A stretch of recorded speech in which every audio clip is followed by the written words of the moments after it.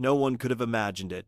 A picturesque cave in Thailand becoming the tomb of 8 tourists within minutes. A 16-year-old British girl was the sole survivor, trapped in darkness and icy floodwaters for 16 hours. This isn't a scene from a Hollywood film. This happened. And even worse, history would repeat itself 17 years later. On October 13, 2007, 9 people set out to explore Nam Talu Cave, located within Khao Sok National Park, Thailand. The group included 6 tourists, 4 from Switzerland, a 10-year-old boy from Germany, and a teenage girl from the UK, along with 2 Thai tour guides. This cave is known for its beautiful, shallow water passages, often attracting visitors during the dry season.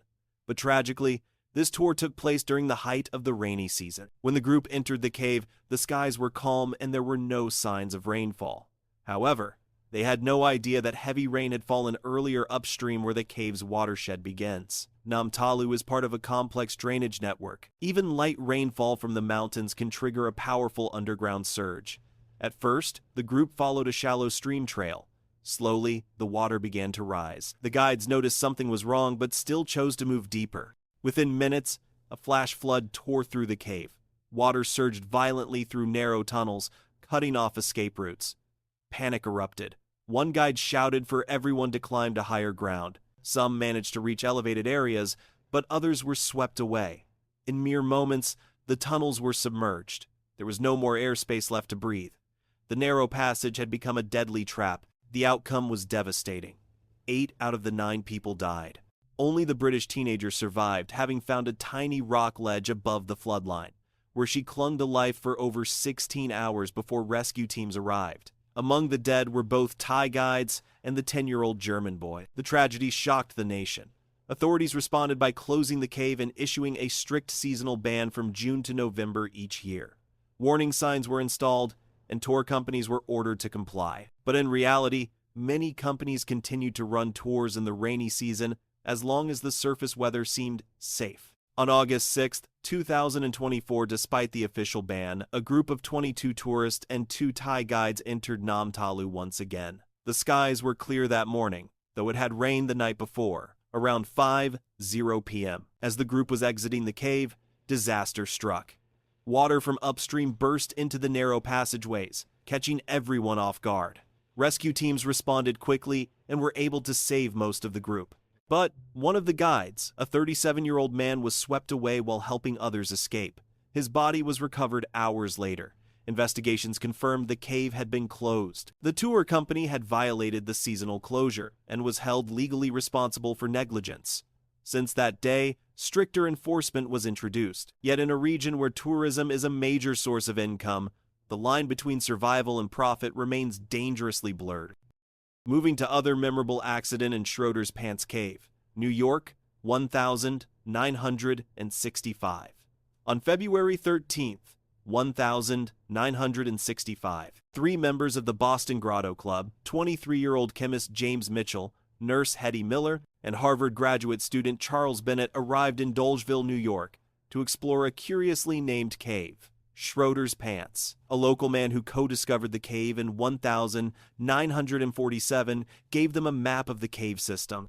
But no one warned them that cold meltwater had begun rushing through the passages after recent freezing weather. Still, the group went in, navigating tight sections known as the Lemon Squeeze, Z-Bend, and Gun Barrel until they reached a large chamber with a vertical shaft nearly 80 feet, 24 meters deep.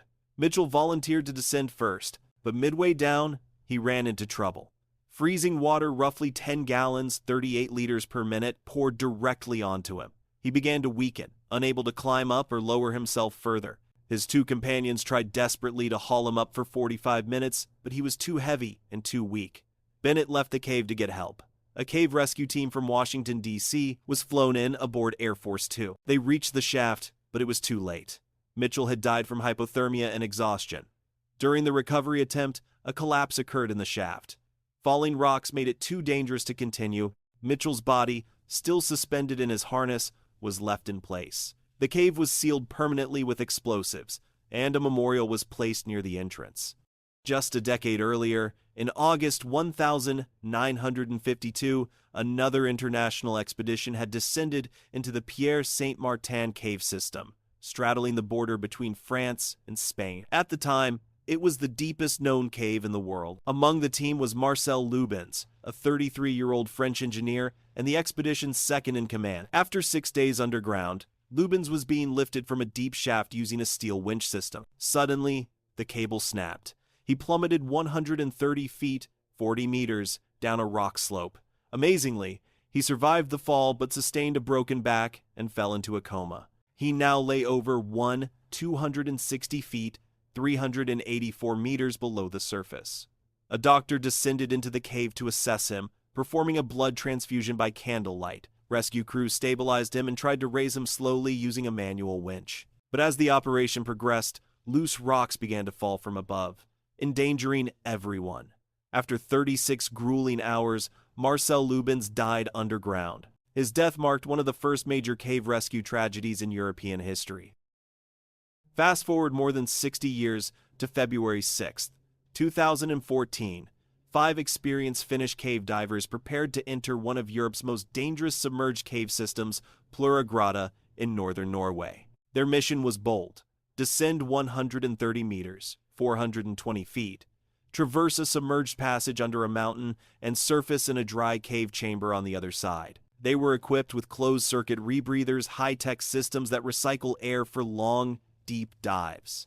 At first, everything went smoothly, but as they reached the deepest point of the route, around 110 meters, tragedy struck. One diver, Jari, became trapped in a narrow restriction between 2 rock walls. His rebreather malfunctioned. Patrick, another diver, tried to help, but the tunnel was too tight for both of them. Visibility dropped to 0. The water was near freezing. Silt filled the space. Jari's breathing quickened. His mouthpiece slipped. Patrick tried to insert a backup regulator and free his friend, but it was too late. He was forced to make a devastating choice: stay and die, or leave and find help. He left. When the rest of the team realized something had gone wrong, authorities sealed off the cave. Officials said recovery was impossible, but the team refused to accept that. Weeks later, in secret, they returned. Over 100 silent hours, they re-entered the cave, risking everything to recover their friends. They found Jari's body still suspended, arms frozen in his last effort to escape. Further down, they found another diver believed to be Kai, who had run out of breathable gas while trying to help. It was one of the most dangerous recovery dives ever attempted, later documented in the film Diving into the Unknown. From Nam Talu in Thailand to Pluragrada in Norway, these underground tragedies serve as chilling reminders. Not because we're unaware of danger, but because we underestimate nature. Every victim in today's story thought things would be fine, but one wrong move, and they never made it back to the light. This is the end of their journey and a warning for all of us about deadly cave disasters.